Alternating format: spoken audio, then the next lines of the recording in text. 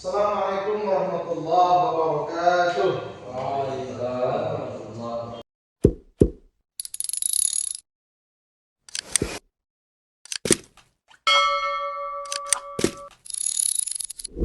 Apa kabar anak-anak Bapak sekalian? Baik, Pak. Alhamdulillah.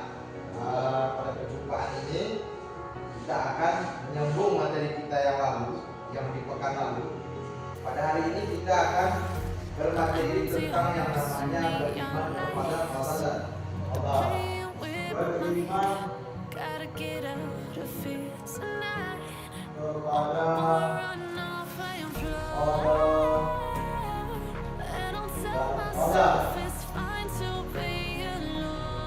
Nah, perlu kita ketahui secara bersama-sama apa sih yang dikatakan beriman kepada Allah dan Qadar dalam agama Islam.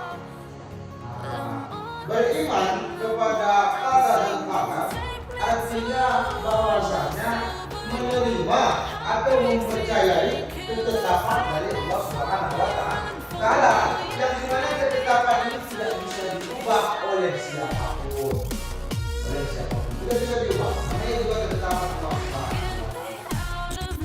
Ta'ala. Ada yang namanya qadar. Qadar adalah suatu ukuran ataupun suatu takaran yang sudah Allah tetapkan ke atas dunia ini, baik kepada manusia atau manusia, yang dimana takaran itu, ukuran tersebut tidak bisa diganggu juga oleh manusia.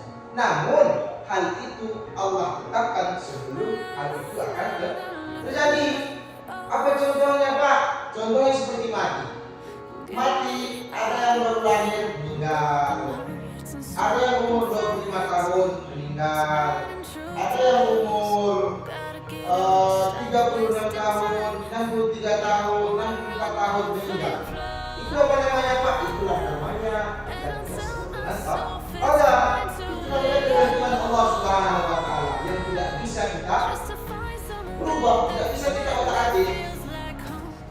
Jadi kalau begitu, Pak, apa sih tanda-tanda? Bagaimana sih tanda-tanda yang bisa kita sebut itu sebagai qadar? Itu sebagai ketentuan dari Allah Subhanahu wa Ta'ala. Jadi anak-anak Bapak sekalian, ada beberapa tanda dari Allah Subhanahu wa Ta'ala kita kenal ketetapan dan juga ketentuan dari Allah Subhanahu wa Ta'ala. Contohnya seperti apa? Contohnya seperti yang pertama adalah rezeki. Rezeki merupakan ketetapan dari Allah Subhanahu wa Ta'ala. Jadi kita tidak bisa mengganggu-ganggukan. Rezeki hari ini kalau mentoknya sudah 50 cuma 50, bagaimana kita mengganggu-ganggukan, bagaimana kita memaksakan, tetap kalau rezeki kita yang Allah berikan ke atas dunia, kalau takarannya itu cuma 50%, ya cuma dapat 50%. Itulah yang dinamakan qadar dan qadar. Apalagi, Pak, contohnya, Pak? Contohnya adalah umur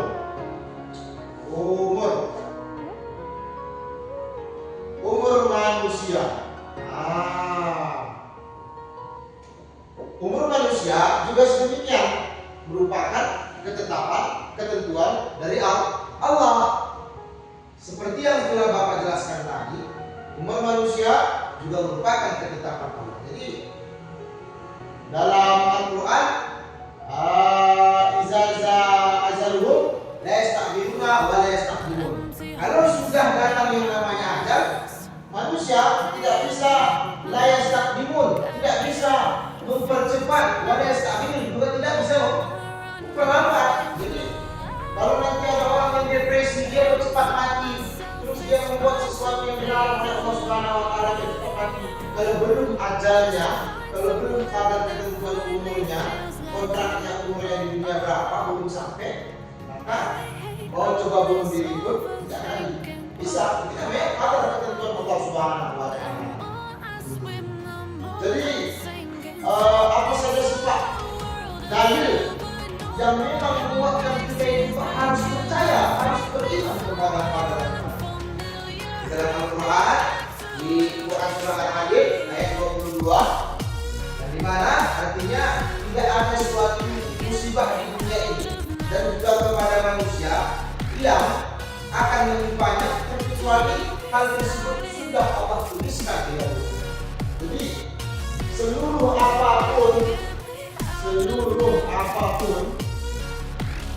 yang terjadi di dunia yang namanya musibah yang menimpa manusia dan juga alam, itu semuanya sudah di dalam tulisan di Lauhul Mahfuz, namanya ketetapan Allah Subhanahu. Maka jangan heran, jangan aneh. Itulah dia. Ada juga lagi Allah kuatkan kita harus beriman kepada qada dan qadarnya Allah di salah satu Quran yang artinya sesungguhnya segala sesuatu yang kami ciptakan sudah ada takaran dan ukuran tersebut. Apa sih Pak maknanya itu? Maknanya tidak bersangkutan kepada ini, tidak bersangkutan kepada beriman. Karena kalau kita tadabburi Quran tersebut, dia mengatakan bahwa segala sesuatu yang telah Allah ciptakan di dunia ini semuanya punya ukuran.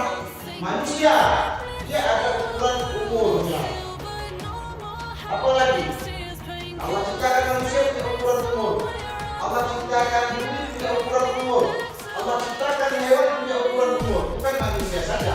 Maka daripada itu semua, karena sudah jelas semua penciptaan di dunia yang Allah ciptakan punya ukuran, itulah yang namanya suatu ketetapan, itulah yang namanya suatu ketentuan dari Allah. Jadi kalau kita tanya, Pak ini begini kenapa? Kok laut di dalam laut ada laut? Itu ciptaan Allah, maka segitu. Pak kok umur adik saya baru lahir kemudian saya begini langsung meninggal? Itu namanya ketetapan Allah, itu umpamanya. Jadi bagaimana sih Pak? Kalau yang namanya naas, itu kalau yang namanya naas juga merupakan ketetapan Allah. Yang namanya naas juga merupakan ketetapan Allah.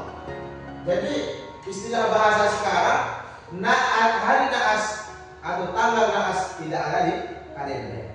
Itulah peribahasa kalau orang zaman sekarang. Maknanya apa? Maknanya menandakan bahwa naas merupakan sesuatu yang telah Allah ciptakan sebelum naas itu akan terjadi, sudah Allah ciptakan.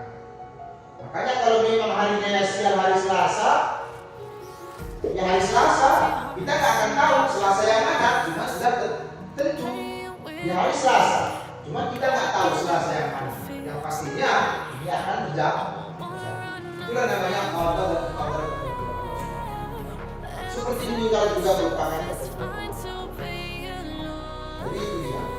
Terus Pak, kalau ada orang yang meninggal itu ketentuan Allah. Kalau naas itu ketentuan Allah. Seluruh yang diciptakan juga merupakan ketentuan Allah. Kita yang merasakan bagaimana sih Pak? Bagaimana kita menghadapi? Bagaimana kita harus menanggapi keadaan Allah yang mungkin anak bapak sekalian mungkin kalau keadaan Allah tersebut tidak sesuai dengan apa yang kita sebagai Allah harus menanamkan kepada diri kita masing-masing, harus menumbuhkan ketenangan, harus percaya bahwasanya apa yang telah Allah tetapkan, apa yang telah Allah tentukan, itu semua adalah kehendak Allah. Maka kepada kita sebagai manusia, makanya Allah harus menanamkan keikhlasan dan juga tidak boleh kita sebagai manusia ketika Allah sudah tetapkan qada dan qadarnya kepada kita, kita ada yang namanya berputus asa. Pesimis, namanya pesimis. Pesimis apa itu? Pak, pesimis adalah berputus asa. Tidak optimis. Berputus asa. Menganggap ini semua bukan yang terbaik. Padahal apa yang sudah Allah tetapkan itu yang terbaik kita sebagai manusia. Dan juga kita sebagai manusia, karena kita hanya berpikirkan hamba Allah ketika kita ditimpa musibah, ketika kita anak bapak sekalian umpamanya ada suatu saat Allah berikan qada dan qadar, maka hendaklah kepada kita membuat hati, menetapkan di dada, kita harus berserah diri kepada Allah. Juga ada yang berkata, inilah ketetapan Allah, harus ikhlas. Harus ikhlas menerima takdir. Karena hidup ini setengah mati, cuma setengahnya harus dinikmati. Intinya dari materi bahasa hari ini kita harus beriman kepada qadar dan qadar. Qadar dan qadar merupakan ketentuan dari Allah Subhanahu wa taala.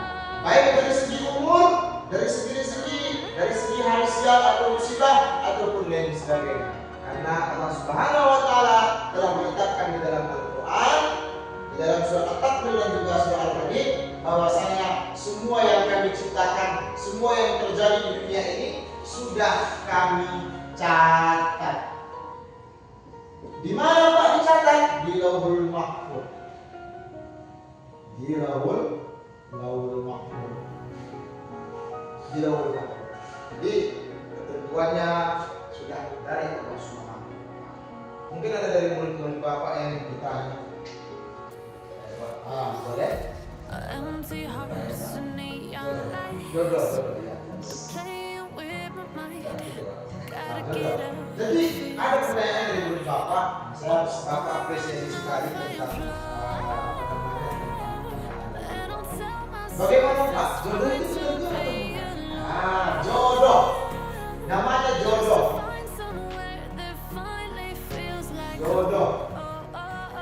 Jodoh. Apakah jodoh itu tidak ada dalam qadar? Ya betul. Karena ketika manusia lahir di dunia, Allah berikan qadar. Yang pertama, bagaimana kehidupannya? Bahagia. Yang kedua, rezekinya. Yang ketiga, umurnya. Yang keempat, jodohnya. Yang kelima, matinya. Jadi jodoh merupakan salah satu ketetapan dari Allah. Ini juga ketetapan dari Allah. Oh Pak, ada yang jodoh. Itu bagaimana? Mungkin dia duluan lahir di masa jodohnya. Mungkin dia duluan lahir di masa jodohnya. Oh Pak, dia akan mencari jodohnya sebelum lahir dan nikah. Maka dia barangkali itu. Yang intinya jodoh juga merupakan takdirnya Allah. Mungkin sampai di sini Bapak sekalian sudah paham. Inilah yang namanya qadar dan qadar. Orang yang beragama